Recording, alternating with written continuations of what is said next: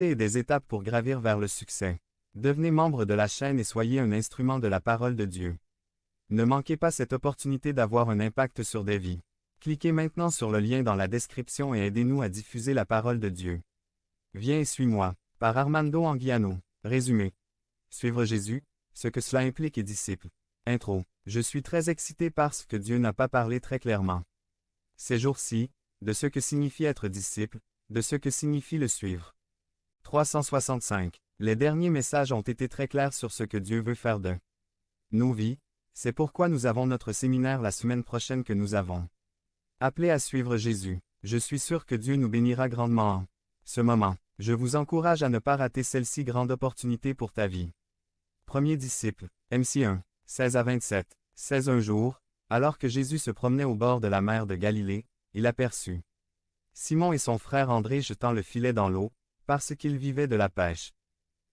17 Jésus leur cria, « Venez, suivez-moi, et je vous apprendrai à pêcher des hommes. » 18 Et aussitôt ils quittèrent leur filet et le suivirent. 19 Un peu plus loin sur le rivage, Jésus aperçut Jacques et Jean, fils de Zébédée, dans une barque, réparant les filets. 20 Il les appela aussitôt et eux aussi le suivirent, laissant leur père Zébédée dans la barque avec les mercenaires. Jésus chasse un mauvais esprit. 21 Jésus et ses compagnons se rendirent à Capharnaüm. Lorsque le sabbat arriva, Jésus entra dans la synagogue et commença à enseigner. 22 Les gens étaient étonnés de son enseignement, car il le faisait avec une véritable autorité. Quelque chose de complètement différent de ce que faisaient les professeurs de loi religieux. 23 Soudain, dans la synagogue, un homme possédé par un mauvais esprit se mit à crier. 24 Pourquoi nous déranges-tu, Jésus de Nazareth? Êtes-vous venu pour nous détruire? Je sais qui tu es, le Saint de Dieu. 25 Tais-toi. Jésus l'interrompit et lui ordonna. Sortez de cet homme. 26 À ce moment précis, l'esprit cria, secoua l'homme. Puis le quitta. 27 L'étonnement saisit le peuple, et tout le monde se mit à parler de ce qui s'était passé. De quel genre de nouvel enseignement s'agit-il? Se demandèrent-ils.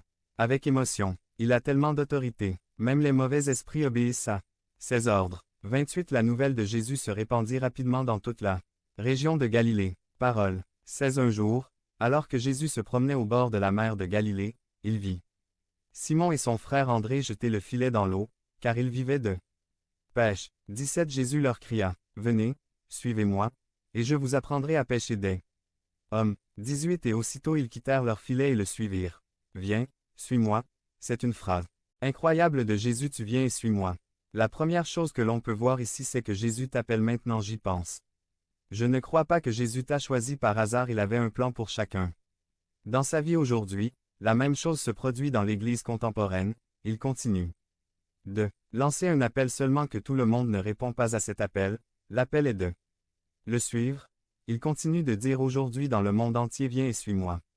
Ou un autre très chose intéressante, car il ne pose pas de questions comme vas-tu? Où te suit-on? Où allons-nous aller? Combien de temps? Et Jésus, combien vas-tu nous payer? Je ne vois nulle part où il l'a remis en question ni où ils lui ont posé cette question. Jésus ne dit pas où il espère que nous pourrons lui faire confiance et son appel est décidé de le suivre. Il dit simplement qu'ils ont quitté leur réseau et l'ont suivi.